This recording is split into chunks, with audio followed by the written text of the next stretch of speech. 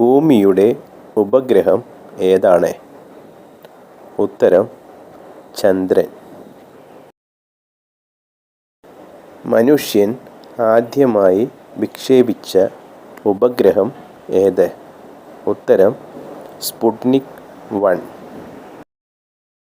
ആദ്യമായി ബഹിരാകാശയാത്ര നടത്തിയ മനുഷ്യൻ ആര്? ഉത്തരം യൂറി ഗഗാറിൻ.